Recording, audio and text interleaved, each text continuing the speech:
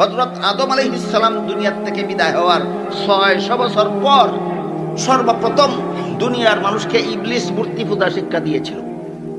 মূর্তি পূজার ইতিহাস স্মরণ রাখুন। আদম আলাইহিস সালাম দুনিয়ার থেকে বিদায় হওয়ার কতদিন পর? আদম আলাইহিস সালাম দুনিয়ার থেকে বিদায় হওয়ার 600 বছর পর দুনিয়ার মানুষকে সর্বপ্রথম মূর্তি পূজা শিক্ষা দিয়েছিল ইবলিস। সর্বপ্রথম মূর্তি পূজা শিক্ষা দিয়েছিল ইবলিস।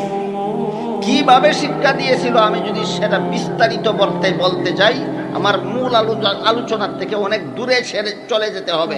এই জন্য আমি অতি সংক্ষেপে বলছি, শুনুন। ইবলিস কিছু ভালো মানুষের কাছে আরেকজন ভালো মানুষের আকৃতি ধারণ করে আসলো। নেক আমল করনেওয়ালা মানুষের আকৃতি ধারণ করে কিছু নেক আমল করনেওয়ালা মানুষের কাছে আসলো। এসে বলল যে তোমরা যে আল্লাহর ইবাদত বন্দেগী করো এটা খুব ভালো কাজ, এইটাই আল্লাহর কাছে পরকালে জাহান্নাম থেকে নাজাতের পথ। যারা গুনাহ করে এরা জাহান্নামে যাবে, বাঁচতে পারবে না। যারা আমল ভালো করে তারাই জাহান্নাম থেকে বাঁচতে পারবে। এটা ইবলিসের বক্তৃতা। কার বক্তৃতা? ইবলিস। ইবলিস বলে তোমরা যে ইবাদত বন্দেগী করো এইটাই জান্নাতে যাওয়ার পথ।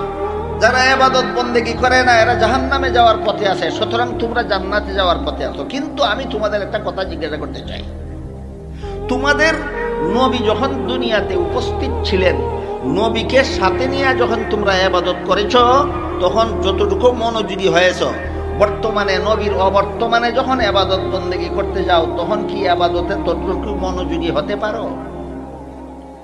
ভালো মানুষেরা জবাব দিল, তা না তো। নবীকে সাথে নিয়ে আল্লাহর ইবাদত করলে যতটুকু ইবাদতে মন লাগে, নবী ছাড়া ইবাদত করতে গেলে ততটুকু মন লাগে না। ইবলিস বলল নবী ছাড়াও ইবাদত করলে আগের মতোই ইবাদতে মন লাগবে।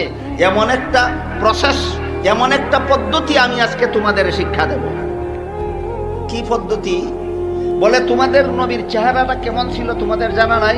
ভালো জানা আছে। তোমাদের নবীর নাকটা কেমন ছিল জানা নাই? ভালো জানা আছে। তোমাদের নবীর চক্ষু কেমন ছিল জানা নাই? ভালো জানা আছে। তোমাদের নবীর কপাল কেমন ছিল জানা নাই?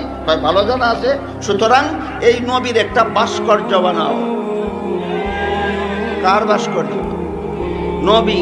নবীর একটা ভাস্কর্য বানাও। পূজার জন্য নয়, ইবাদতে মন লাগার জন্য। পূজার নামে পূজা শিক্ষা দিয়েছিল ইবলিস না, ইবাদতে মন লাগাবার কুমন্ত্রণা দিয়ে পূজা শিক্ষা দিয়েছিল। হ্যাঁ, পূজার জন্য কইছে না, পূজা করবার লাগি ভাস্কর্য বানাও কইছে না, কইছে ইবাদতে মন লাগানির লাগি নবীর